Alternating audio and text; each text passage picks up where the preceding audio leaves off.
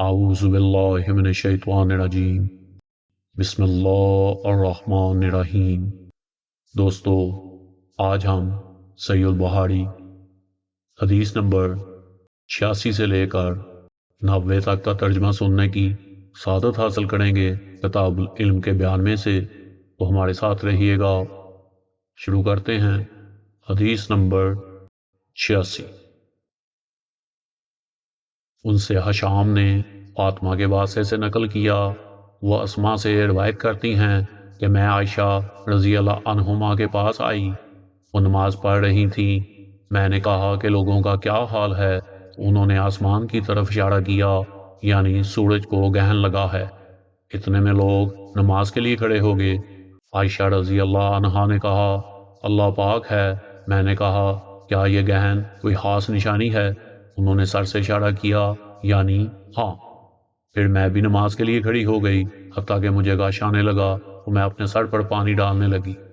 پھر نماز کے بعد رسول اللہ صلی اللہ علیہ وسلم نے اللہ تعالیٰ کی تعریف اور اس کی صفت بیان فرمائی۔ پھر فرمایا جو چیز مجھے پہلے دکھلائی نہیں گئی تھی، آج وہ سب اس جگہ میں نے دیکھ لی، یہاں تک کہ جنت اور دوزخ کو بھی دیکھ لیا، اور مجھ پر یہ وحی کی گئی کہ تم اپنی قبروں میں آزمائے جاؤ گے۔ مثل یا قریب کا کون سا لفظ اسما نے فرمایا میں نہیں جانتی۔ فاطمہ کہتی ہیں یعنی فتنہ دجال کی طرح آزمائے جاؤ گے۔ کہا جائے گا قبر کے اندر کہ تم اس آدمی کے بارے میں کیا جانتے ہو، تو جو صاحب ایمان یا صاحب یقین ہوگا۔ کون سا لفظ فرمایا؟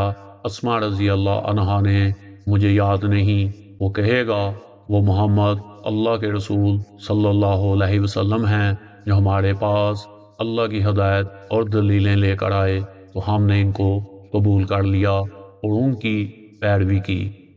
وہ محمد صلی اللہ علیہ وسلم ہیں۔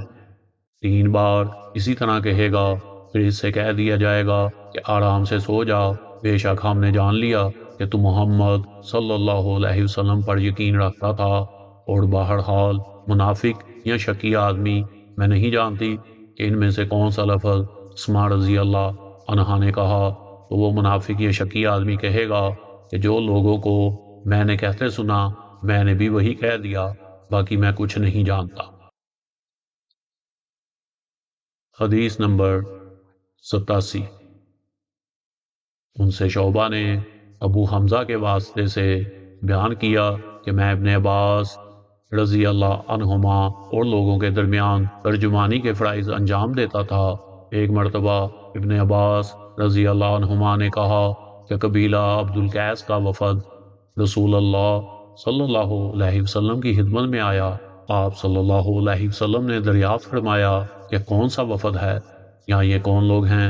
انہوں نے کہا کہ ربیہ خاندان کے لوگ ہیں۔ آپ صلی اللہ علیہ وسلم نے فرمایا کہ مبارک ہو قوم کو آنا، یا مبارک ہو اس وفد کو جو کبھی نہ رسوا ہو نہ شرمندہ ہو۔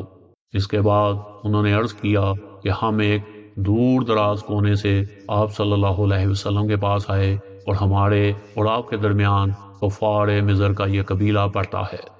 اس کے خوف کی وجہ سے ہم حرمت والے مہینوں کے علاوہ اور ایام میں نہیں آ سکتے، اس لیے ہمیں کوئی ایسی قطعی بات بتلا دیجئے کہ جس کی ہم اپنے پیچھے رہ جانے والے لوگوں کو خبر دیں، اور اس کی وجہ سے ہم جنت میں داخل ہو سکیں۔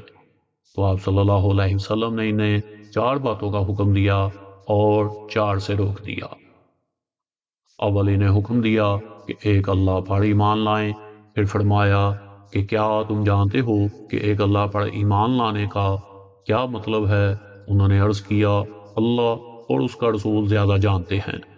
آپ صلی اللہ علیہ وسلم نے فرمایا ایک اللہ پر ایمان لانے کا مطلب یہ ہے کہ اس بات کا اقرار کرنا کہ اللہ کے سوا کوئی معبود نہیں، اور یہ کہ محمد صلی اللہ علیہ وسلم اللہ کے سچے رسول ہیں، اور نماز قائم کرنا، زکوٰۃ ادا کرنا، اور ماہ رمضان کے روزے رکھنا، اور یہ کہ تم مال غنیمت سے 5واں حصہ ادا کرو، اور 4 چیزوں سے منع فرمایا، دبا، حنطم اور مظفر کے استعمال سے۔ اور چوتھی چیز کے بارے میں شعبہ کہتے ہیں کہ ابو جمرہ بسا اوقات نکیر کہتے تھے اور بسا اوقات مکیر۔ اس کے بعد آپ صلی اللہ علیہ وسلم نے فرمایا کہ ان باتوں کو یاد رکھو اور اپنے پیچھے رہ جانے والوں کو بھی ان کی خبر کرو۔ حدیث نمبر 88۔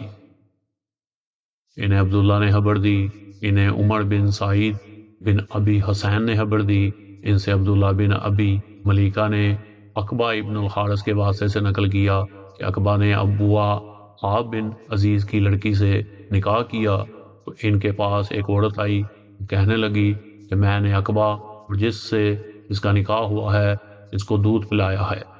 یہ سن کر عقبہ نے کہا مجھے نہیں معلوم کہ تو نے مجھے دودھ پلایا ہے اور نہ تو نے کبھی مجھے بتایا ہے۔ تب عقبہ سوار ہو کر رسول اللہ صلی اللہ علیہ وسلم کی خدمت میں مدینہ منورہ حاضر ہوئے اور آپ سے اس کے متعلق دریافت کیا تو آپ صلی اللہ علیہ وسلم نے فرمایا کس طرح تم اس لڑکی سے رشتہ رکھو گے حالانکہ اس کے متعلق یہ کہا گیا۔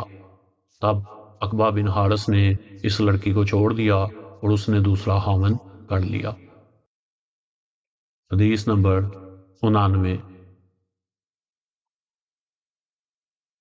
وہ عبداللہ بن عباس رضی اللہ عنہما سے وہ عمر رضی اللہ عنہما سے روایت کرتے ہیں کہ میں اور میرا ایک انصاری پڑوسی دونوں اطراف مدینہ کے گاؤں میں بنی امیہ بن زید میں رہتے تھے جو مدینہ کے پورب کی طرف بلند گاؤں میں سے ہے۔ ہم دونوں باری باری نبی کریم صلی اللہ علیہ وسلم کی خدمت شریف میں حاضر ہوا کرتے تھے۔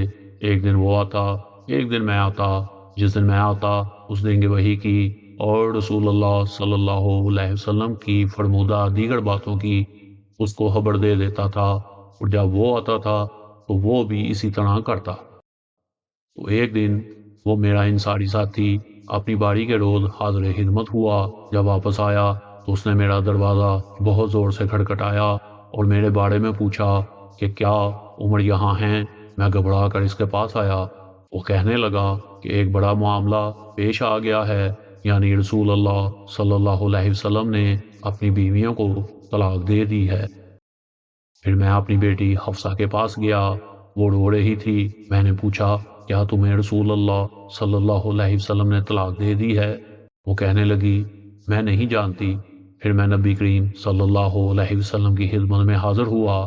میں نے کھڑے کھڑے کہا کیا آپ صلی اللہ علیہ وسلم نے اپنی بیویوں کو طلاق دے دی ہے؟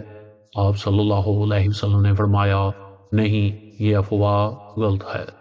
تب میں نے تعجب سے کہا اللہ اکبر، اللہ بہت بڑا ہے۔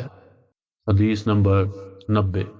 وہ ابو مسعود انصاری سے روایت کرتے ہیں کہ ایک شخص عظم بن ابی کعب نے رسول اللہ صلی اللہ علیہ وسلم کی خدمت میں آ کر عرض کیا یا رسول اللہ، فلاں شخص معاذ بن جبل لمبی نماز پڑھاتے ہیں، اس لیے میں جماعت کی نماز میں شریک نہیں ہو سکتا کیونکہ میں دن بھر اونٹ چرانے کی وجہ سے رات کو تھک کر چکنا چور ہو جاتا ہوں اور طویل قرات سننے کی طاقت نہیں رکھتا۔